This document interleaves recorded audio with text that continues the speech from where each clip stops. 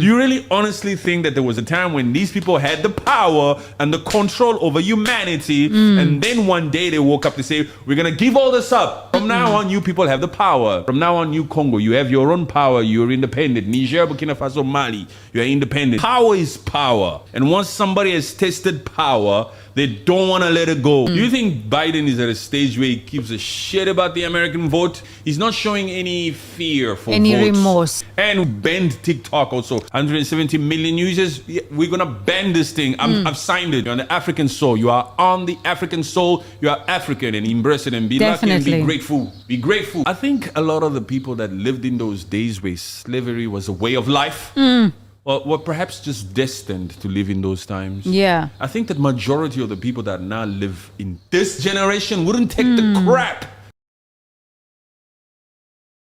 Yeah. You know, before a coup is formed, just like we've seen so many different coups in Africa, Yeah. it's a group of soldiers or individuals, usually it's from the army, group of soldiers, they get together and they say to themselves, okay, these particular Mohamed Bazoum, here, for example, in Niger, Mohamed Bazoum is doing a shit job as the president of this country. He's out here doing things for the benefit of France, for the benefit of Macron. He's out here just making sure that he enriches himself. So we're going to form a group of us ourselves, we the trustworthy people within, or generals or soldiers within the army of that particular country, in this case Niger. We're going to overtake the government and we're going to create a coup d'etat. Yeah. So just like these M23 at the time in 2012 said to themselves, we don't like the way that this governing is happening, and so therefore we're going to create our own thing. But anyway, it says here, the M23 rebel group was formed in April 2012 by former soldiers of the Congolese army who had defected. They were mainly from the Tutsi ethnic group and were dissatisfied with the RDC government's treatment of their community. And then background, the roots of the M23 can be traced back to previous conflicts in the DRC, particularly Second Congo War from 1998 to 2003. After the war, many Tutsi soldiers integrated into the Congolese army, but tensions remained due to perceived discrimination and marginalization. So it's a group of people who apparently they are also from the army. So the Congolese themselves. They are Congolese. Or at least that's how it was formed. Yeah, but Right? I would think that there are still some Congolese members of that M23, but now their agenda is just so Now it's not just them. yes. There are neighboring countries that are taking advantage of the fact that M23 exists, like Rwanda, like Yes. Paul Kagame. So them themselves, now they see a benefit in this. They say, okay, M23, you hate the way that your government works. You hate the way that your government governs. We're going to come in there. We're going to give you all the resources. And guess what? We got some really great contacts in this world. And if you work with us, we will do our best to make sure that you perhaps get in power, to make sure that you perhaps get what you want, whatever your objectives are. But it needs to be a win-win situation here. Yeah. Because nothing is free in this world. Paul Kagame, or Rwanda specifically in this case, not so much Uganda or Burundi, especially that Rwanda is out here then saying to itself, we gotta benefit from this thing. We gotta do our best to support you, M23. We will always be in the background. If we get questioned left, right, and center, we'll speak politically. We'll speak however we speak to defend ourselves. But here's the money. So that's the complex story now with M23. But it's just crazy the way this M23. I mean, the objective in the beginning was because they don't like the past administration of DRC. But I'm sure that things have changed. I mean, Tshisekedi came in there when Am I pronouncing it right? Say it. What did you say? Felix Tshisekedi? Not Tshisekedi. What is it?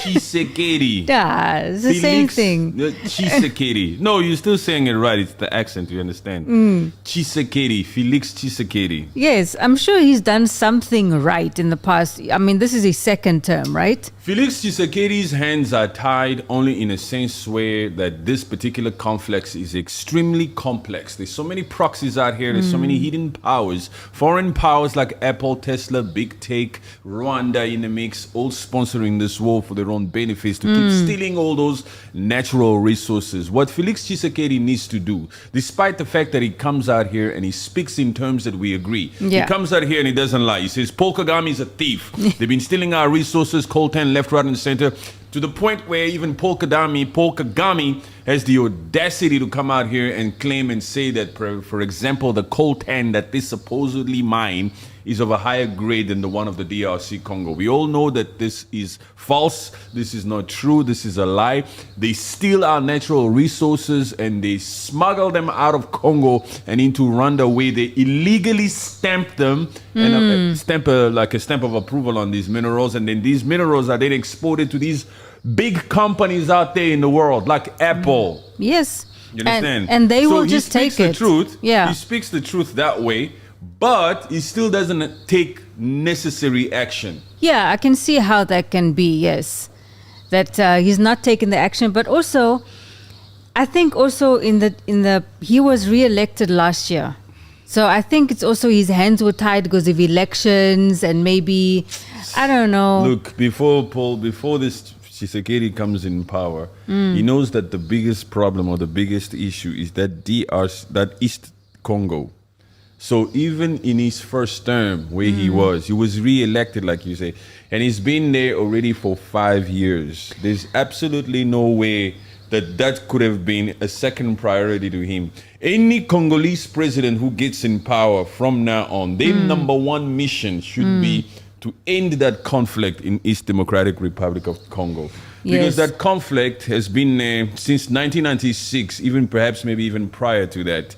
That is the biggest thing that is happening in Congo. Before you can even, most issues can be fixed simultaneously, but before you can even start talking about any other issue, you have to talk about a genocide that's currently happening there. It takes preference, it jumps to the top of your priority list as a president. Yes. So even in his first term, you're right. The genocide that's happening in East Congo should have been Felix Tshisekedi's number one priority. But I think he's really starting to take it seriously now, because he was also threatening legal action against these Apple and Tesla, but also the U.S. courts have already decided that no, the coltan was not mined illegally, or what do they call it? Blood minerals. It's blood minerals because blood it's minerals, stolen. yeah. Rwanda is sponsoring M23. They are out here funding M23 and they are facilitating the smuggling of our natural resources into Rwanda, where these minerals then get stamped, some illegal way of stamping it, and then yes, in the eyes of the law, international law or whatever trade, it then goes to America or to Apple or to the West or any other multi-tech company out there. But at the end of the day, it's blood money, it's blood mineral, it's blood, because it's what needs to happen is all these huge companies, all these big tech companies like Apple, Tesla, and all these people that all need this coltan for their lithium-ion batteries. They need to decisively sit down with the DRC Congo authorities, work out some sort of a trade deal between the two, so that they can then Congo can rightfully sell its own minerals, not allow to sponsor this militant group. M23 is not a recognized authority in the DRC Congo. So allowing them to continue to persist, continue to do this war over there in East Democratic Republic of Congo. And you, even Apple or this big company, if you steal these things or if you buy them from a thief, you are complicit. Yes. You are perpetuating the whole issue. Yes. You are encouraging it. You are facilitating. You are not part of the remedy. And you don't deserve to sit there and try to be a part of the solution makers, because you are the cause itself. You are the issue. You are the problem. And as you say that DRC and those big tech companies, they should sit together. But now when they do sit together, this DRC government, they should at least put into that deal of how to create a safe working environment, a safe mining environment, like build something, a mine, where this coltan or cobalt is coming out of. And so those... How can they do that when there's war in those particular regions? Most of the areas where this land is full of these resources is where this genocide is happening. These are a lot of the... Where... You see that coltan? You see the reason why we say 8 million people are displaced? Because these people are displaced for a reason. They are displaced because where they used to live is where the discovery happened. Where they used to live is where all these mines are, is where all this fortune is where all this coltan is. I get that. So that's the war zone. Yeah, that's but the war zone. That's what I'm saying. It's, you know, they should actually think of all of this before they try to sit down. And like you say, these people were displaced. But before they can even get to sit down and say we're going to create proper mines here and there, you have to deal with the threat first. First is the threat. First is the empty. You see, think about it this way. Right here is where the coltan is, and right here is where they say, hey, you 8 million fools, you 8 million people, you 8 million Congolese, move right now, start running away, because otherwise we'll go crazy on you. So they come there and they start killing civilians left, right, and center, and then these people have no reason but to flee. So the perimeter is then made. Yeah, so but then there should be some housing. There should be what? They should build some housing. Who? For these displaced, the government. We're not talking about that first. We're talking about the war. We're talking about the war. You say they should create mines, and allow for proper mining to be done. We're not talking about housing. Where must they build housing? So they must just accept that these people moved us from our own villages. These people also want to go back to where they belong, to their own homes. Think about it this way. In Belleville, or in Taga Valley, or wherever you come from in Cape Town, there, some people come in there and forcefully move you from what's rightfully yours, your land. They move you away from you, and you find yourself in Eastern Cape. So you're gonna accept the defeat and want to stay in Eastern Cape, or you're gonna forever wanna go back to where you belong, to your land. That's what you're gonna want. Even a lot of those people in those particular lands, they had their rightful land. They had pieces of paper, like the chiefs in towns, like the locals, all of those people. They had, just like if you were to go to any other African country, for example, Sierra Leone, where I've been, when we go to the mines in Sierra Leone, we go uptown, we go all the way to Kenema district, we go all the way to Kono or whatever. You don't just get there and it's just a mine over there and it's just the land over here, start drilling or whatever. You get there, there's structures too. There's an old man, there's the chief. You have to go and see the chief. The chief has paperwork too. Regardless of his situation, regardless of how poor the surroundings look like, besides the fact that, yes, a bag of rice means a lot to him. He's the person in charge, and you have to respect him. So think about, when you think about this North Kivu or South Kivu, you must think about these people, these different structures that existed there. And now you got M23 who's coming in there and it's just disrupting everything, killing these people, committing a genocide. A war zone, completely a war zone. So they're out there disrupting that particular structure that works. Because even these particular Chinese company or foreign companies that end up buying mines, when they come there, they have to take care of the locals. But now M23 is out here disrupting that whole mission. And you have some of these foreign companies where these mines are sold to, somehow I'm sure they sort of like try to take care of the locals here and there. But all of that way of being, all of that tradition when it comes to mining. Because a lot of mining happens in Africa. Yes, of course. There are some places in this world where people mine this, that, these minerals, whatever. But in Africa, the way it works, regardless of which mineral, not just coltan, gold, diamond, any types of these mining, you take care of the locals. In this case, the locals are displaced. the chiefs, the generals, the elderly people in the local communities Yes. run these mines. They are displaced, and so their families and kids and wives and women all move. Now we're talking about 8 million people displaced. 7 point something or 7.2 or 7.3. We're gonna round it off. Round to it up. 8 something like that. Millions of people displaced. So we're talking about a lot of people, a lot of land.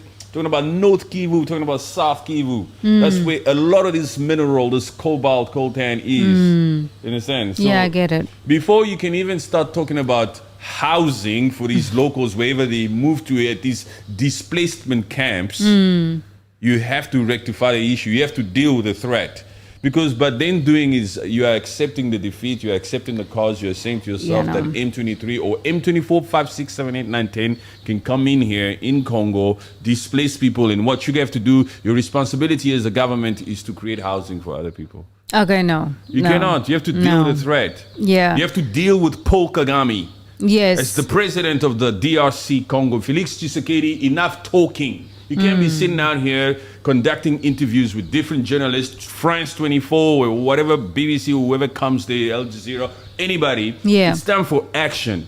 Time for talking when it comes to M23 has long come and gone. It's time for action. But now, time for action. The DRC army, they are need poor. help. They need so much help. Yes. They are unmotivated. They need payment. They need money. Yeah, that's They true. can't fight for free.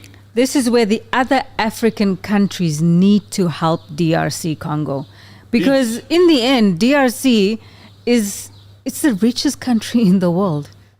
Yeah, we are $24 trillion rich in terms of natural resources. Yes, when you want to talk about African unity, that's also another ball game. Now, we admire the fact that South Africa, what's the other one? Malawi and Tanzania. Yeah. Countries like that feel the need. What's that A something you were saying? A something.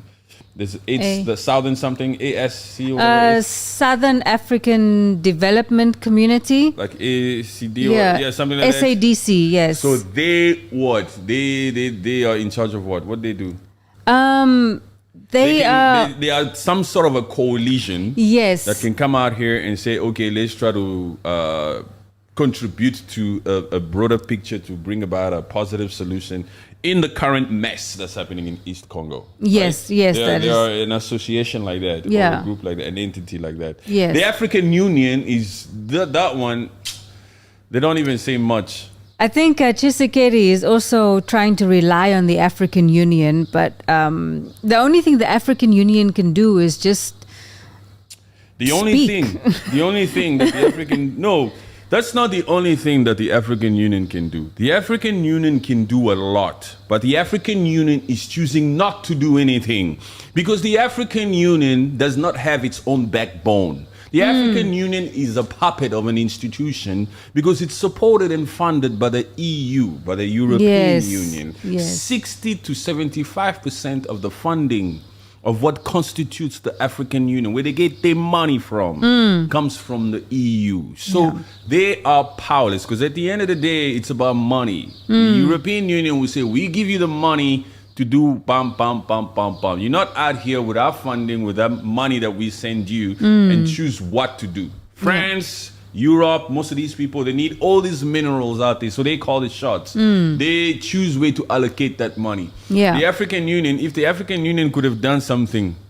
that war has been going on since 1996. Jeez. For almost 3 decades now, the East Democratic Republic of Congo has been experiencing this conflict. Yes. Waiting for the African Union is long gone. What the president of the Democratic Republic of Congo, in this particular case, Felix Tshisekedi, should do is take action. How are you going to take action if you have a depleted, forgotten, useless army? They probably don't even have any equipment. You understand? He keeps standing on different podiums and threatening to go to war with Paul Kagame and Rwanda, who's backed up by the West. Who's backed up by Apple, who's backed up by Tesla, by all these multi-corporation tech companies out there. It's big. It's complex.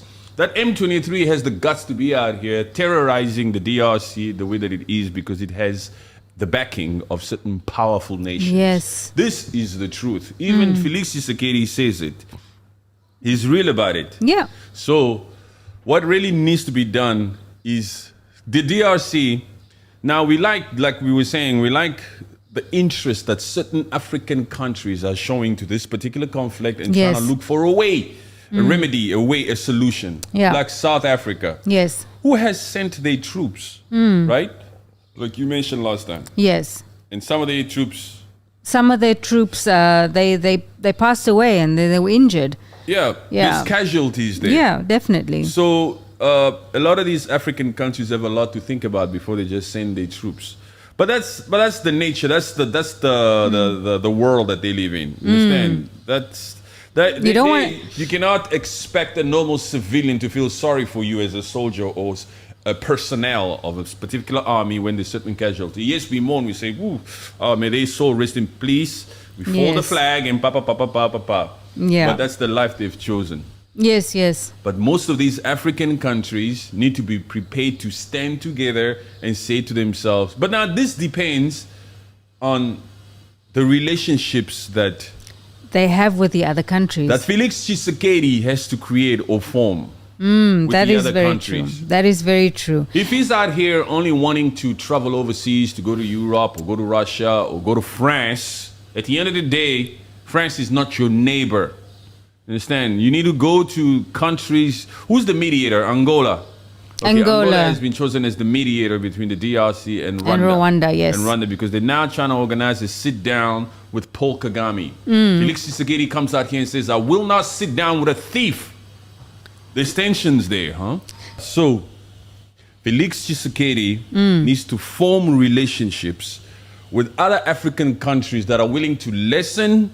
Serious African countries. Yes. But most of these African countries are all corrupt. It's all about money. We know that it's about money. What's in it for us? Understand? That's the dilemma that Felix Tshisekedi is facing. He can come out here and speak the truth. He's honest now in his interviews, like the interview we were watching yesterday. Yeah. It seemed sincere and heartfelt, like he understands the devastation that is happening, the genocide that is happening, but I think his ego is also stopping it from actually working things out with his ego. What ego? I don't know. Working things out with who? Because why wouldn't he sit down with Kagame? A thief.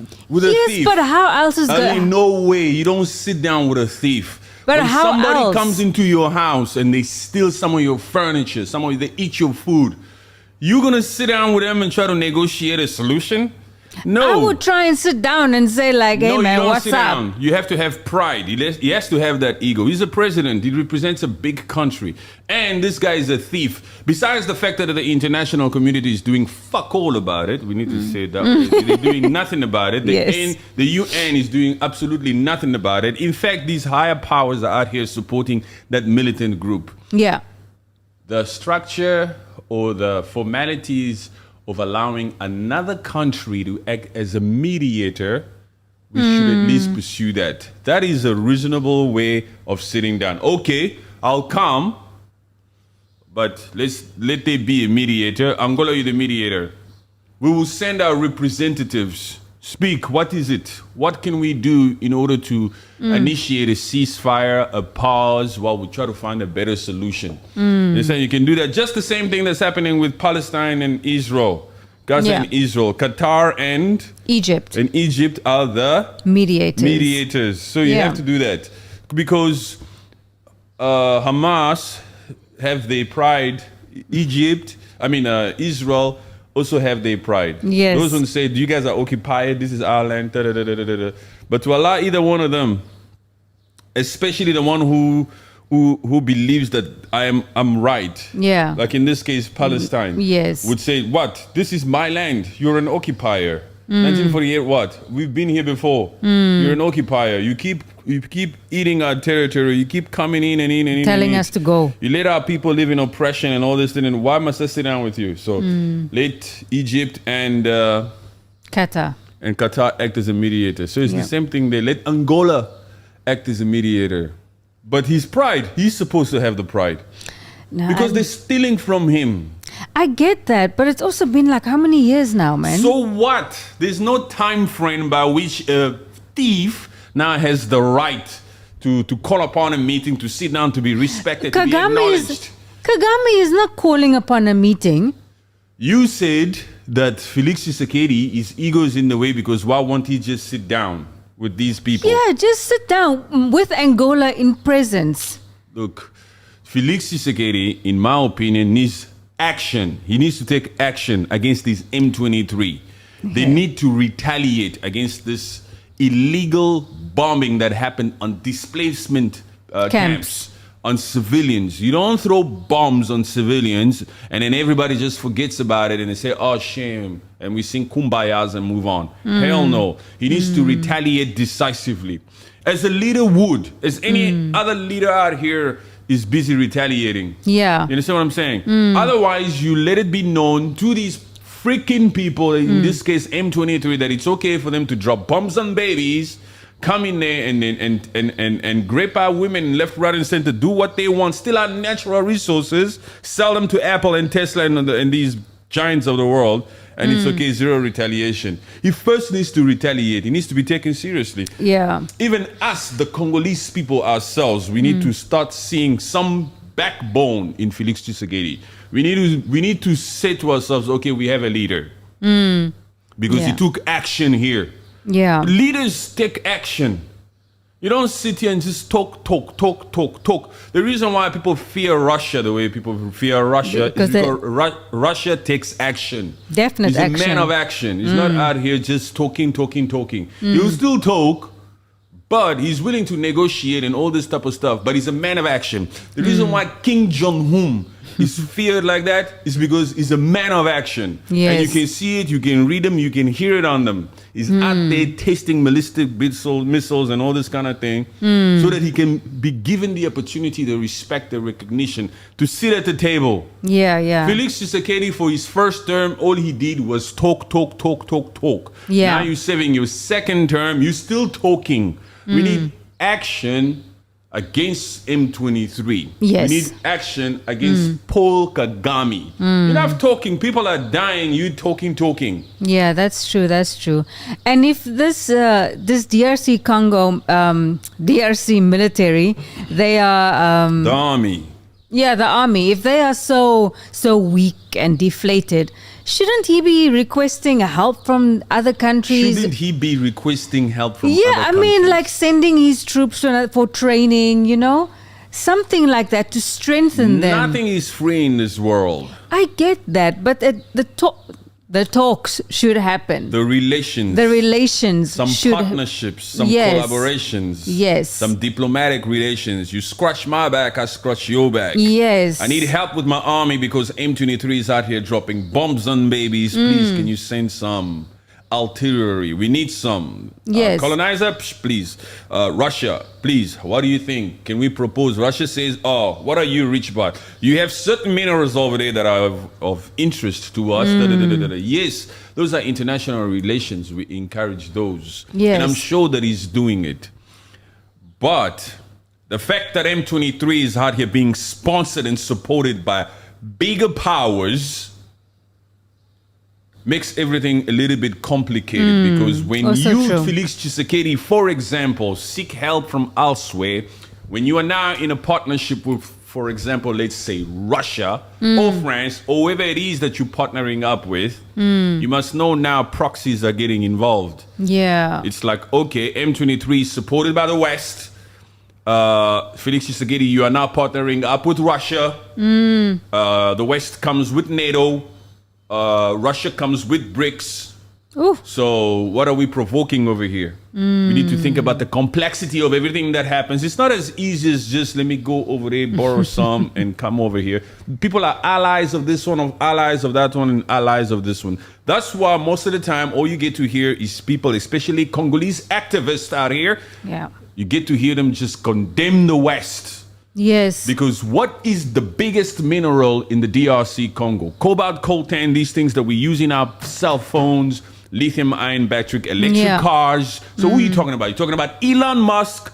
You're talking about Tim Cook. You're talking about these people that sponsor perhaps different types of campaigns out there. These are the biggest lobbyists. And when you want to challenge M23, for example, who's smuggling all this mineral out of the DRC Congo, you're challenging Apple. Yes. They know. They'll always sit in the background. They'll never admit it. They'll say, we bought it from a legitimate source. Can't you see this stamp of approval?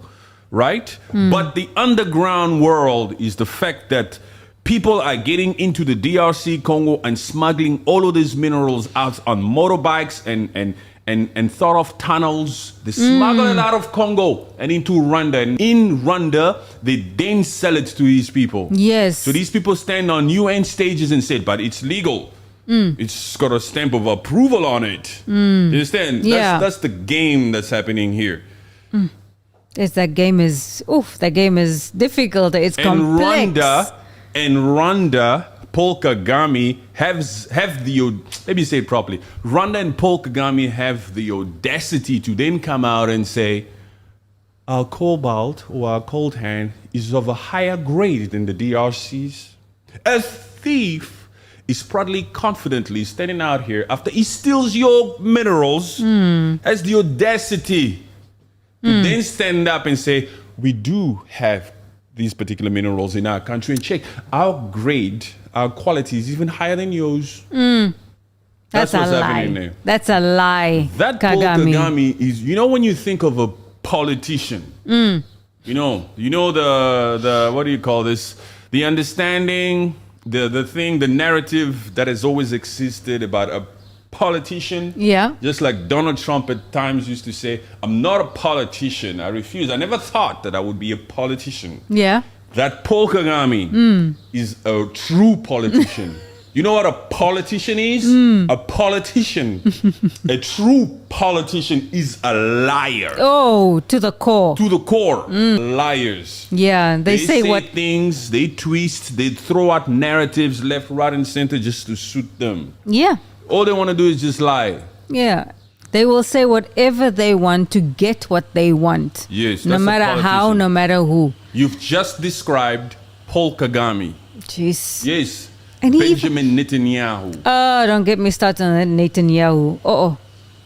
You know, and even this Kagame, he just looks like a weasel.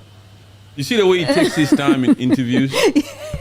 He's thinking up of different lines. He talks so slow. He's trying to recap all the different lines that he said in the past couple of interviews, and he's trying to cover them up left, right, and center. He'll sit there, and he's been in power for such a freaking long time, huh? Since 2000, on March 2020, on March 24, 2000, in 2000, he became the president of Rwanda. So basically 24 years. 24 years in power, and he's just lied his way through it to get what he wants. Yeah. 24 years, Paul Kagame has been the president of Rwanda. What the hell do you think this guy is out here to make things better? This is a selfish human being. You know what's being less talked about these days? What? Is the fact that these elders, these politicians, these puppets, these leaders, these heads of states stay in power for way too long, past the ability to even think. And nobody really talks about this. Who said that we should always be governed by some elderly person, regardless of whether they can walk straight or not? Or think properly. Look at what even the Zimbabwean president, what was his name? Mugabe. He stayed in power until past his 90s. Yes. How the hell do you actually think that this particular person is able to make rational, sound decisions for the good and better of his country?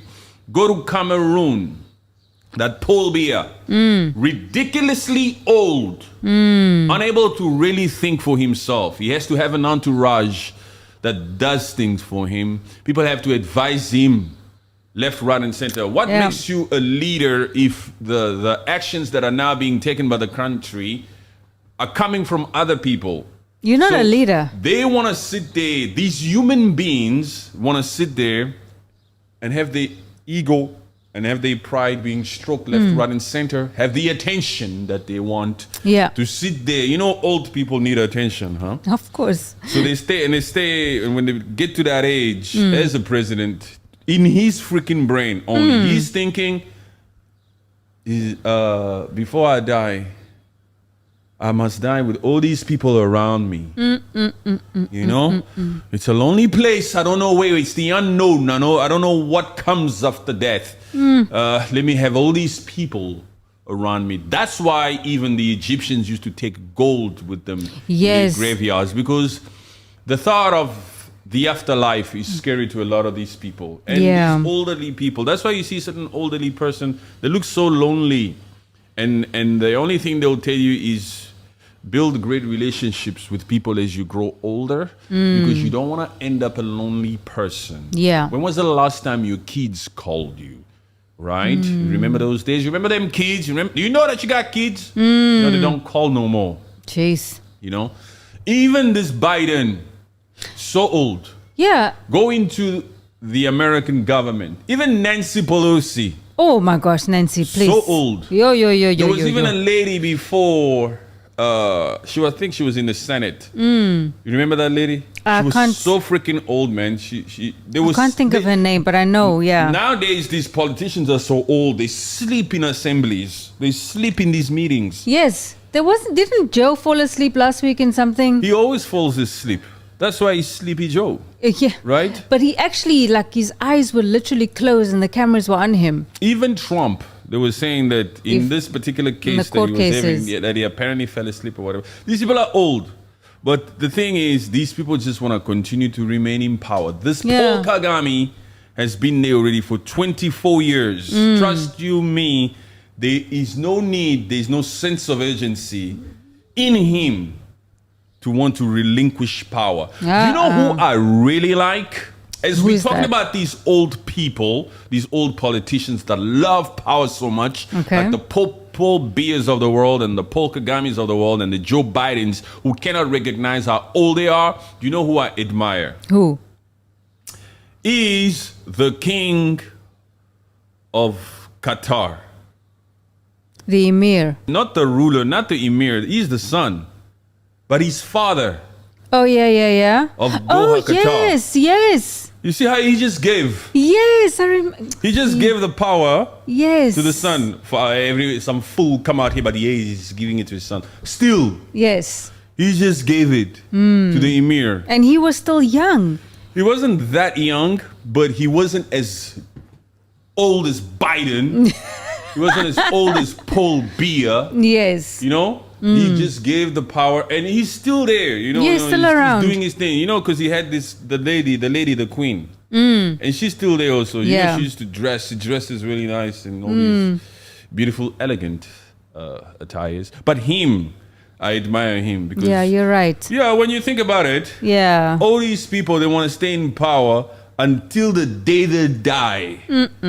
That's where this Paul Kagame is headed. That's what he will do everything that he can to want to remain in power for as long as he can. He's probably grooming he has a son somewhere that he's grooming and is saying, I'm going to pass it on, because they think it's a monarchy, but it's not. And these countries, these African countries whose leaders are in power for over 30, 40 years, are in these positions still, or in power as head of states, as presidents, because of the relationships that they still have with the past colonizers and these huge countries out there. So they don't want some form of change, just random change or democratic election.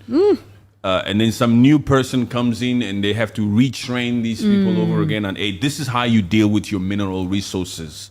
You give us, we have the first right of refusal, just like France is doing. With that Niger. With mostly like 12 to 14 different countries. I think now it's 12 countries because Burkina Faso, Mali, and Niger are out of there. Yeah. They don't want France. They don't deal with France no more. But even before them, like currently, most of those African countries, those Francophone countries that France colonized and supposedly give their independence in the 1960s, it all came with a list of things that they needed to abide to. Yes, yes. You want your independence, you got to sign these colonial rights. You got to sign this colonial pact. You got to sign this. We have the first right of refusal. Yes. Meaning whatever you discover in your country, you first have to present it to France. We'll we decide. have to choose whether we like it or not. And if we say no, you keep it in our country or you bring it to us and you don't sell it to anybody else in this world. Do you want independence? You got to sign over there. You understand? You don't have the right to allow your troops to be trained by anybody else but France. You understand? You want the army? You need an army, right? As an independent country, you need an army, right? Yeah. Your army can only be trained by France, right? You need money, right? You need money. Okay, you're gonna use the franc, and guess what? That money will only be printed in France. The franc. Yeah. We hold the reserves. If you need money, You gotta let us know. let us know, and we'll give it to you as a loan. You understand? If you need your own money back, we will loan it to you. There's interest, I don't know how would these people but sign you have this thing. independence. How did they sign that agreement? Do you know what's so crazy to me? And I'm gonna speak to every single African. You know what's so crazy to me? Tell me. Is the fact that these Africans, on their supposed Independence Day, they come out in the streets in numbers by the thousands and sing their national anthems, and so proud they stand to say this is our Independence Day. And the president is there with them. Yes. And he knows the inner workings of how that agreement. Independence was forged. Yes. Yes. They sing they're so freaking clueless about everything. Goodness. While these colonizers have had these particular countries signed agreements. Conditions, terms and conditions apply with your independence. They make them sign that shit.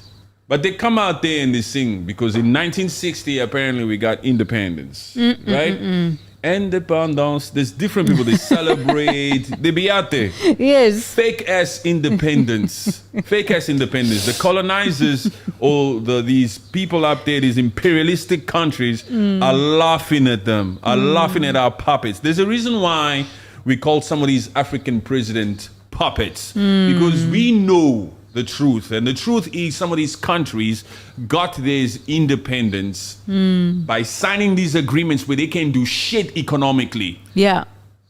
It's So they're very puppets. true. Yes.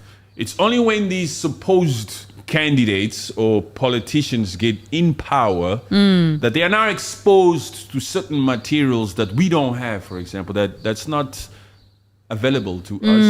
And then they look at it and they go, shit, I am now the president of Congo, but I can't do shit. I cannot do nothing. Look at these agreements. Look at all these paperworks. I can't do this, I can't do this, I can't do that, I can't do that. And I've given my word to the people, to the Congolese people, that I will be a president for change. I will end the conflict in East Democratic Republic of Congo. Vote for me, Felix Tshisekedi. I will do it.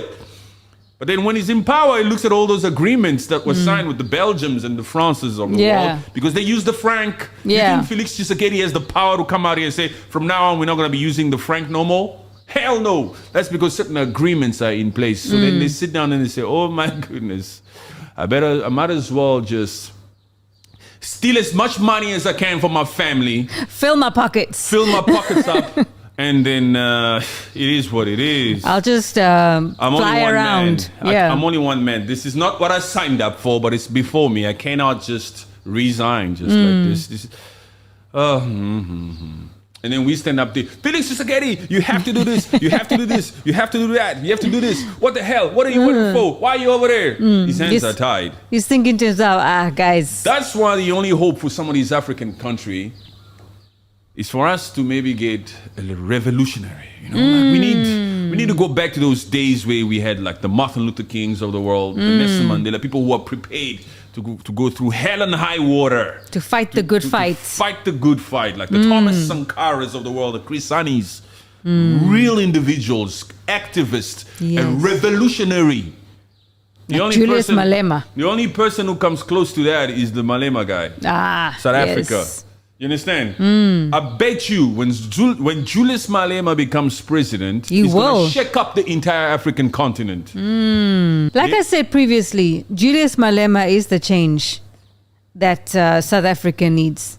Africa needs. At this stage, we just need somebody who goes against the grain. We just need somebody who's willing to stand up against them powers, imperialistic countries. Yeah. Even if their objective isn't so refined, even if their vision isn't so well thought out yet, but just the fact that they are willing to stand on this other side, Yes. on this other side, Yes. that's what we first need. Yes. And we know that the longer we are able to stand on our own, the more we will learn how to govern, how to run ourselves as Africans.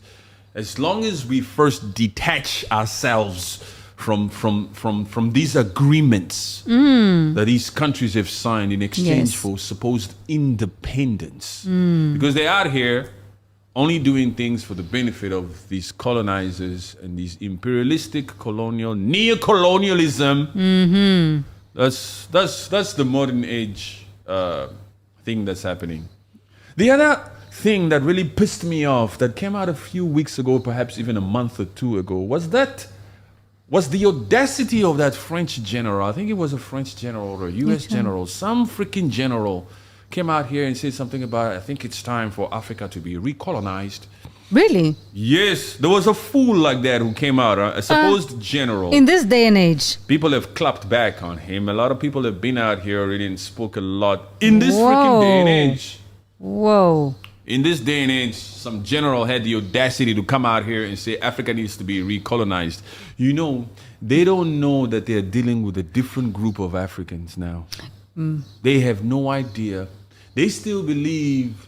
You know, I always say to myself, there's a reason why I wasn't born in those times. You understand? Huh? Yes, yes. There's a reason why I wasn't born in those times.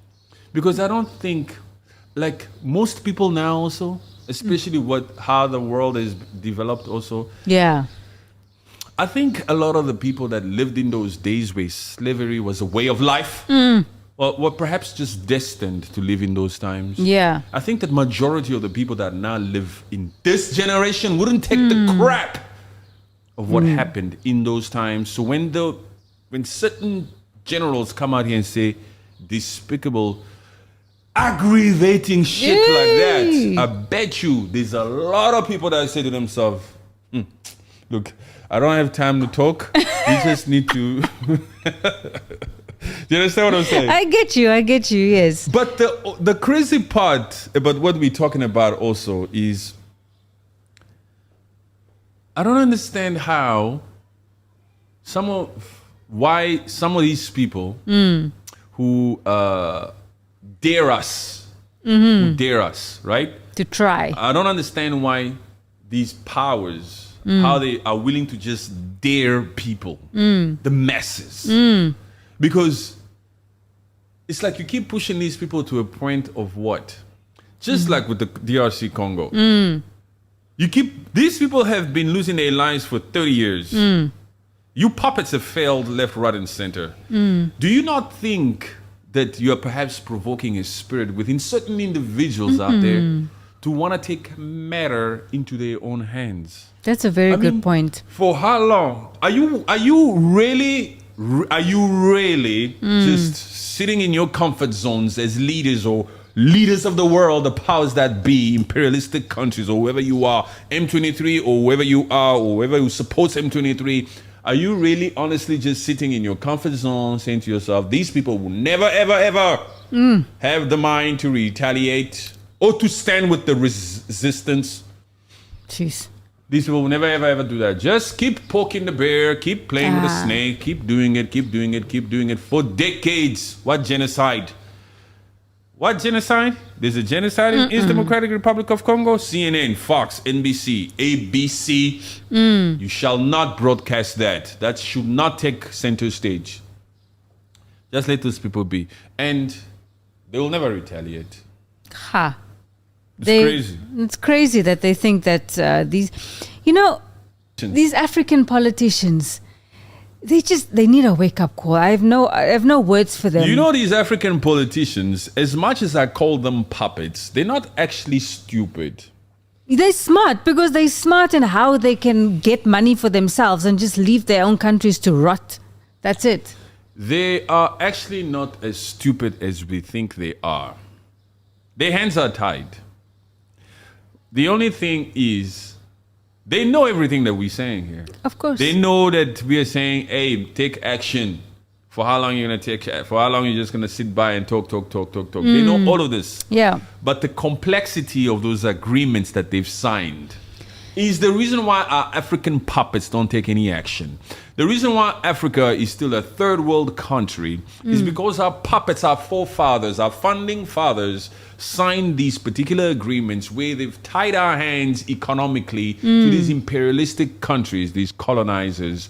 There's nothing these puppets can really do. If you really go into it, you will see that these puppets are completely powerless. Their hands are tied. They can't do shit with it without the colonizers still agreeing. They come out here and they sing independence and all this left, right, and center. But at the end of the day, the ends are freaking tied, huh? Yes. I'm telling you, see, whoever created civilization, whoever built the world, whoever came up with the law and all this stuff and all these different institutions and all that kind of thing. Yeah. Do you really honestly think there came a stage in time when they said, okay, enough with power, enough with us having the rights and the control, the ability to control humanity. From now on, it's a democratic world. Oh. From now on, the majority rules. From now on, the people have the power. Do you really honestly think that there was a time when these people had the power and the control over humanity, and then one day they woke up to say, we're going to give all this up. From now on, you people have the power.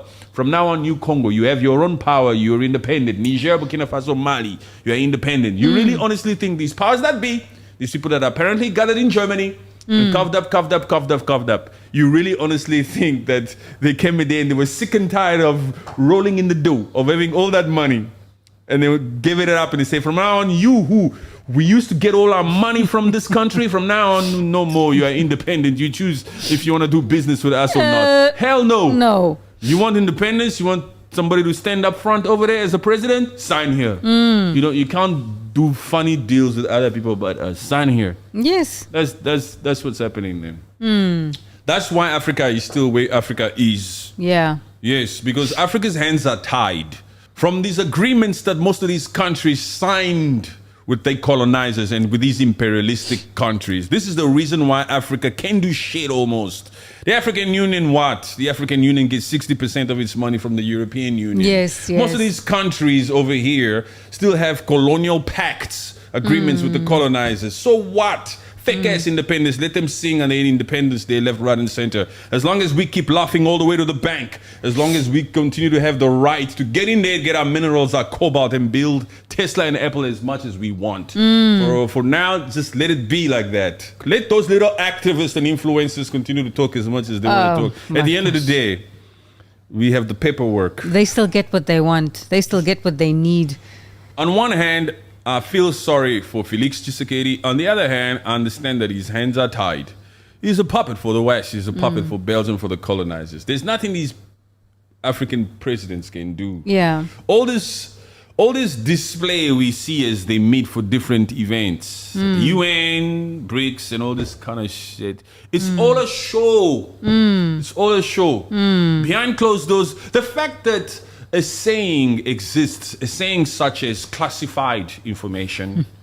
The fact that classified informations, those are classified information. I don't think I have the. What do you mean? You have something to hide? Yes. I don't have the right to speak on this. You have something to hide. Yeah. Hey, excuse me, everybody in the back there. Are there some people here who are so freaking stupid that they cannot handle these classified information? Come on. Why are you saying that the mess that the people cannot know? Oh, okay, because it will create an outrage. Some people will go into some form of reaction. So we don't trust you all public. Some of you are stupid out there. Oof. Only people who are voted in power and are part of our committee, our government, can be exposed to such sensitive materials and information. They are privy to that info. Relations, true relations that we have with other countries. Can you handle it? Do you have the intelligence? Do you have the maturity? Do you have the temperament to understand what we're talking about? Can you keep this to yourself and not share it with others? This is classified information. Hey, as the CIA, this is what we do. This is what we do. Yes. Can you know this? Are you able to know this? Can you unseen this? No. Because they want people to be smart enough to say, okay, this is what's happening, but don't talk about it. We're talking about all. power here. The world is being run by certain people. As much as we all think that we are independent, as individual countries, even if you can extrapolate this shit all the way up, as an individual within a country, as a country within a continent, as a continent on this planet, we are all a part. There's powers and powers and powers and powers, and those that are in control of the whole freaking ball game are still in control of the whole freaking ball game. This whole freaking illusion of thinking that we have independence as individuals or as countries is still a young way of thinking, because power is power, and once somebody has tested power, they don't want to let it go. Not at all. That's why you see these old ass presidents also in there who are being kept in position systematically. Yes. It's not just because the people voted for him. Systematically, they are being kept there. Yeah. You know? That's why China can also come out and say, our president is a president for life. We will create a system here that is good for us, that is beneficial for us. It's working for us. That will work for us, that will put us ahead, that will allow us to put systems in place and have a vision of 2050. You understand? When we completely take that Taiwan, perhaps.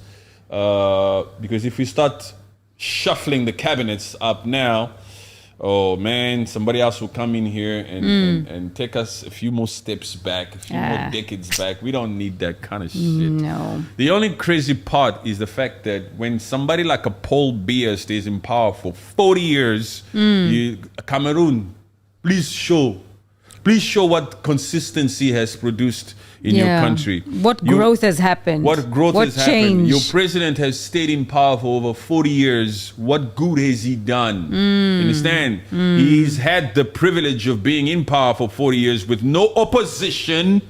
He's been able to make decisions left, right, and center for 40 years. What good has come out of that? Yeah. We can look at China and say that works for them. Understand? But for you, Rwanda, your president has stayed there for 24 years. What good has that come out? I want to see people from Rwanda contesting and protesting against what their president is doing. Yeah. But these particular Africans or Rwandese will just continue to deny it because it suits them. Because they want to be recognized as the country that produces the highest grade of cobalt or coltan. You are not Rwanda. Even when it truly belongs to the Democratic Republic of Congo. If we had some Rwandese with total integrity out there, they would come out here and speak the truth. The fact that they are so freaking silent means that they agree. just shows you how far a human being is prepared to go when it suits them. They couldn't give a shit about integrity or what's right, as long as it benefits them. That's why if you get some money now, every single person who disagreed with you, being friends or family, will fake it, will want to be there, will give you certain reasons for you to continue to do that which that you do. Yeah, the human heart. I want to see those Rwandese come out. They But won't. of course they won't, They because will it's not. apparently working in their favor. I don't see how. Because they're Really. being acknowledged or recognized But not as in the a good country way. that produces the best high quality of cobalt. No, but they're also being recognized for funding a genocide. Not them, not the citizens. They'll say, I'm not the president. You're looking at Paul Kagame. But we are saying them themselves should also come out here and say, hey, let's hold our own president accountable here. Let's see some marches around there. You understand what I'm saying? Yeah. Kind of like what these kids in Columbia University are doing, Yeah, standing that's up true. against their own government. Those students in Columbia University have a lot of integrity. Huh? Yes. Yo, they're standing up against their own governments.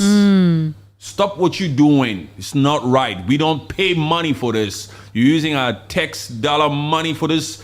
We don't want to fund, in our opinion, a genocide. So stop doing this. Diversify. Stop doing this. Yes, These yes. people stand up there with integrity. They have morals again. So let's see some Rwandese come out here and denounce what the President Paul Kagame is doing to the East Democratic Republic of Congo. Let's see that. That's why I keep saying I want to see Ghanaian protesting for what's happening in Rwanda. Yeah. I want to see Rwandese protests for what's happening in South Africa, in Niger, in Burkina Faso, Mali. I want to include my Egyptian people, my Tunisians, Libya, Morocco.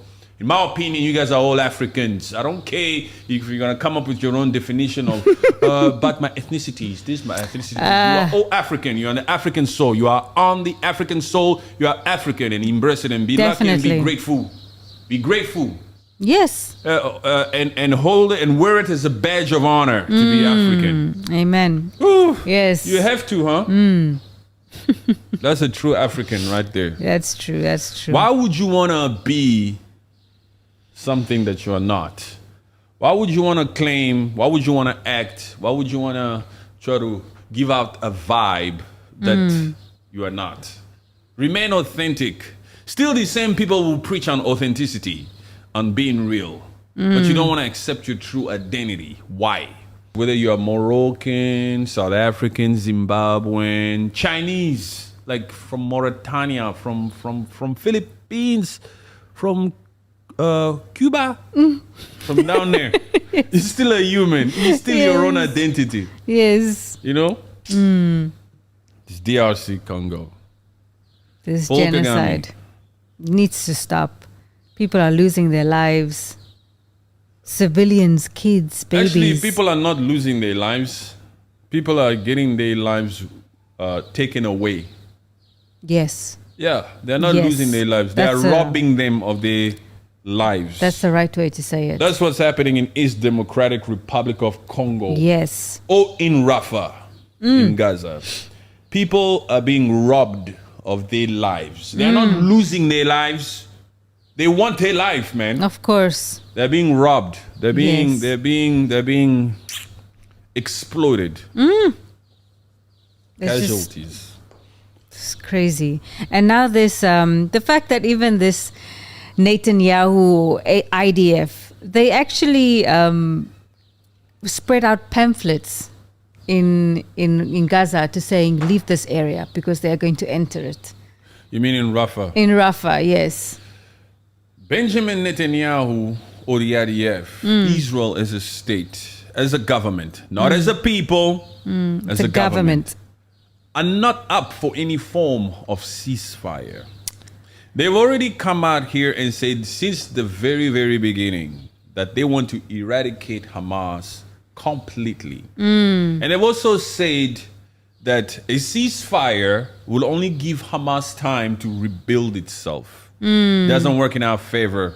We have committed to making sure that we remove Hamas off the face of the earth. We need to end it. We don't want them no more. A ceasefire will only give them an opportunity to rebuild themselves.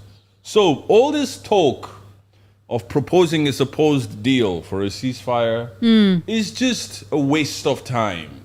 This is why after this supposed ceasefire agreement was agreed upon by Hamas, mediated by Qatar and Egypt, Israel came out and said, we are rejecting this. Because we all know that they are not up for it. Hamas can come out here and give them everything. Yeah. And if they are not surrendering and putting their arms down as Hamas to Israel, if they are not surrendering completely, there will be no ceasefire that is true. That will ever freaking work there. That is true. That is true. It's very easy to think about. Yeah. When you just watch them and you hear them and you see their intentions, you'll say to yourself, look, these people will never get a ceasefire. A ceasefire for them is... That means all the work that you've done now goes in waste. Yeah.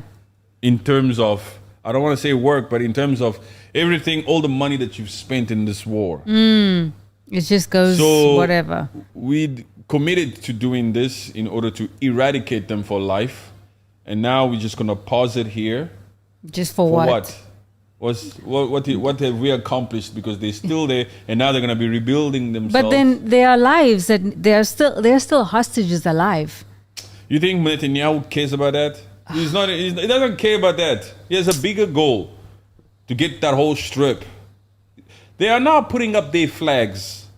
They got to the Rafah. You know, Rafah The is crossing. Rafah, the crossing, is where some of these people can be evacuated and leave, and this is where aid can also come through. They've gotten to that crossing. They've removed the flags of Palestine and all that kind of thing, and now putting Israeli flags all over the place. Jeez. What does that mean?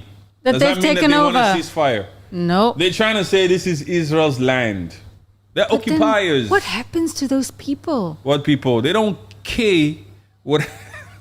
I don't understand the mentality of this Netanyahu. You're not supposed to understand it. There's only one thing that you should understand, that these people are out here to take the land. Very simple. You call them an occupier, and now you are surprised that the occupier is out here doing everything in its utmost power to occupy the land, the whole Palestine or Rafah or Gaza. You know they're an occupier. Trying to sit down with an occupier to negotiate some sort of peace deal. No, it's a waste of time. Yeah. They have already decided. Do you actually think that this year being the election year of the US, where the Democrats want to get back in power, they are literally out here showing us that we are willing to risk all these votes by still supporting Israel the way that we will.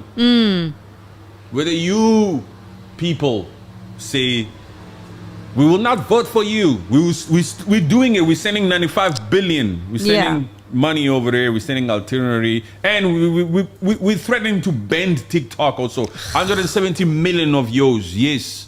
170 million users. We're going to ban this thing. I've signed it. Do you think Biden is at a stage where he gives a shit about the American vote? The Americans are out here, students are out here protesting left, right, and center. It doesn't move the Democrats or Joe Biden. It's not showing, he's not showing any fear for any votes. remorse. This begs the question, was Trump right when he said they took the election, they stole the election? Because these people are out here not caring whether they get re-voted or re-elected again. Because they are so confident that they are going to be in power. Because they know exactly how they got in power and they are willing to do it again. Yes. You understand what I'm saying? I get you. The reason why I am now starting to entertain the idea that perhaps the 2020 elections was fake and that Trump was right. The reason why I'm now starting to entertain that particular idea is because I see how the Democrats don't give a shit about the American vote. They see the Americans out here protesting about their contribution to the Middle East, to Israel. They see how Americans are out here. They see how this particular government is out here threatening to ban TikTok, 170 million users, and they still don't give a shit whether it affects the elections or not. That's why I'm starting to think, was Trump right? No, because usually when it will eat at our votes, we quickly backstep and we say, hey, hold up. We're so sorry. But these ones are saying we don't give a shit. Send $26 billion over there, man. It's crazy, man. So crazy.